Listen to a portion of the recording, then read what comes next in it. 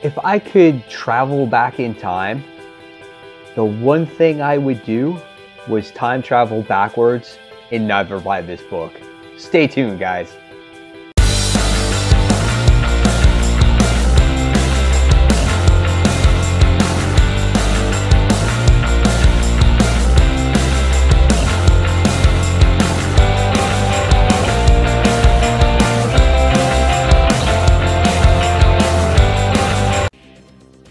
Hey Frontline fans, welcome back to Comic Frontline and fans. You're back with me, Mike Spider Slayer, getting ready to do that all-important comic book review so you, the fans, can make a decision on what comic books to buy. And today, guys, we're talking about probably a highly anticipated book for a lot of people out there, and that is Cable, issue number 1. That's right, fans. I think Cable is a very important character in the X-Men universe, and I think a lot of people were highly anticipating this particular book. And if you were, I think you're going to be a little bit disappointed, and you're going to hope for issue number 2 to be much better. This book is written by James Robinson, and Carlos Pacheco is the artist on this particular book. I don't have any problems with the artwork. I think the artwork is fine. I think the coloring is fine. But for an issue number 1, I felt that this story is pretty simplistic and the paneling is very simplistic. There's, in many pages, there's not more than 3 panels per page, maybe 4. You get a couple of one-page, pin-up pages. You get a half of, 2-page spread. There wasn't much dialogue in this book, and I felt that there wasn't a lot of, I don't know, what do you want to say? It just felt like it was a very interesting story to kick off this number 1 issue to get you hooked on issue number 2.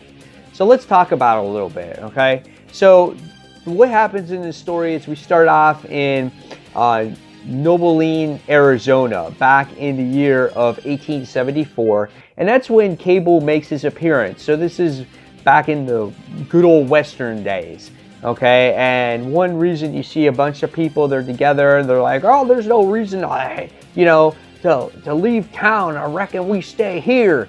And the next thing you wind up saying is that Cable comes in, and right away we know that James Robinson doesn't want to introduce Cable in a dialogue way. He just shows Cable come through the doors in a Western bar, and he's like, no need for introductions.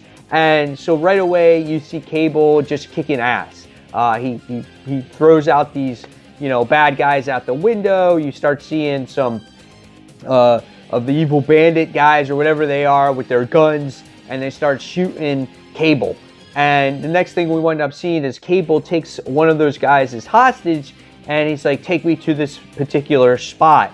And he takes him to this spot, and it's this weird symbol that's on the ground, and it looks like someone is leading Cable on this like goose chase. And we could see, like I said, they took him to 1800s in Arizona. The next thing it winds up taking him is to 1543 Japan. And we wind up seeing that he sees this burning village in Japan, and everyone is dead on the ground except a particular lady. And, she gives him a description of who did this to the village. We see Cable go after these samurai guys. They have like this futuristic samurai swords. And they're like, oh, we've been expecting you. And Cable's like, well, that's what the last guy said. And he starts kicking their ass. And the next thing we wind up seeing is they get the upper hand on Cable. And he lies on the floor. Not dead, obviously, but it looks like he gets captured. And that's the end of the issue. Okay. There was nothing here, though. It was just fight after fight after fight. There's no real story to get you hooked for that next issue. All we know is that Cable's on this goose chase and he's chasing after somebody. Why is he chasing after somebody? Just because there's a weird symbol on the ground? I don't know. Did I miss something? It just wasn't an intriguing story. It was just weird for me.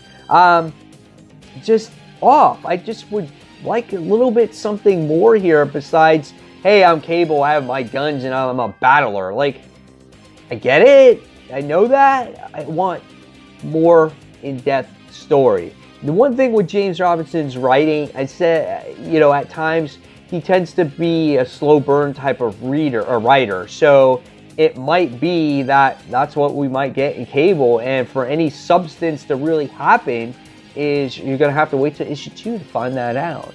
So after reading this book, I'm going to give it 2.5 out of 5 stars. I wanted something much more from this, and I was a little bit let down here.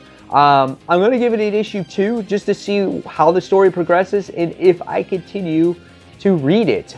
The only other X-Men book that I've dropped so far was Generation X.